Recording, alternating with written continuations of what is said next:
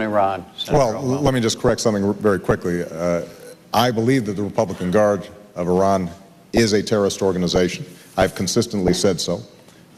What Senator McCain refers to is a measure in the Senate that would try to broaden the mandate inside of Iraq to deal with Iran. And ironically, the single thing that has strengthened Iran over the last several years has been the war in Iraq. Iraq was Iran's mortal enemy. That was cleared away. And what we've seen over the last several years is Iran's influence grow. They have funded Hezbollah. They have funded Hamas. They have gone from 0 centrifuges to 4,000 centrifuges to develop a nuclear weapon. So obviously our policy over the last 8 years has not worked. Now, Senator McCain is absolutely right. We cannot tolerate a nuclear Iran. It would be a game changer. Not only would it threaten Israel, a country that is our stalwart ally, but it would also create an environment in which you could set up an arms race in the Middle East. Now, here's what we need to do. We do need tougher sanctions.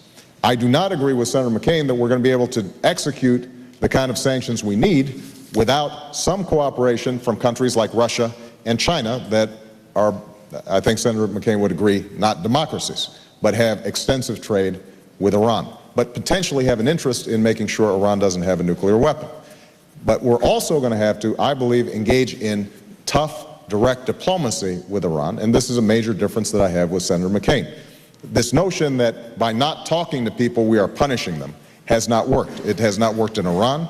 It has not worked in North Korea. In each instance, our efforts at isolation have actually accelerated their efforts to get nuclear weapons. That will change when I'm President of the United States.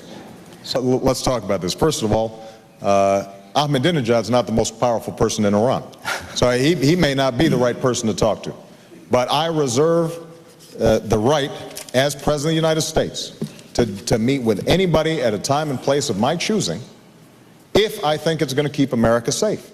And I'm glad that Senator McCain brought up the history, the bipartisan history, of us engaging in direct diplomacy.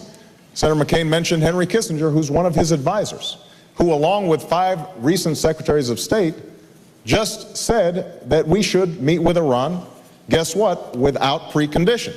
This is one of your own advisors. Now, understand what this means without preconditions. It doesn't mean that you invite them over for tea one day. What it means is that we don't do what we've been doing, which is to say, until you agree to do exactly what we say, we won't have direct contacts with you. There's a difference between preconditions and preparation. Of course we've got to do preparation, starting with low-level diplomatic talks. And it may not work because Iran is a rogue regime. But I will point out that I was called naive when I suggested that we need to look at exploring contacts with Iran. And you know what? President Bush recently sent a senior ambassador, Bill Burns, to participate in talks with the Europeans around the issue of nuclear weapons. Again, it may not work, but if it doesn't work, then we have strengthened our ability to form alliances to impose the tough sanctions that Senator McCain just mentioned. And when we haven't done it, as in North Korea, let me just take one more example. In North Korea, we cut off talks. They're a member of the axis of evil. We can't deal with them. And you know what happened? They quadrupled their nuclear capacity. They tested a nuke. They tested missiles. They pulled out of the non-proliferation agreement. And they sent nuclear secrets potentially to countries like Syria.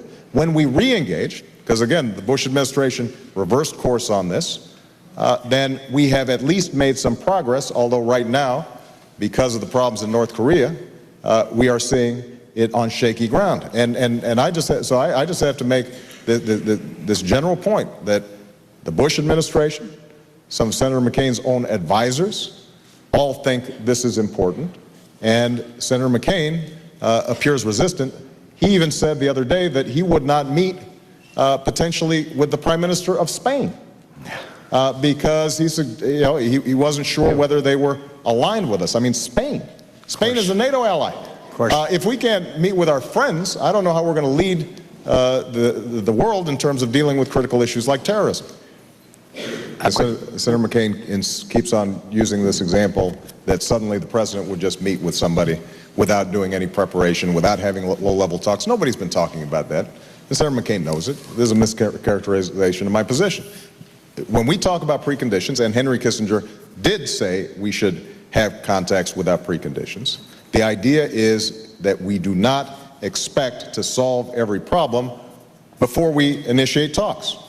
And the Bush administration has come to recognize that it hasn't worked.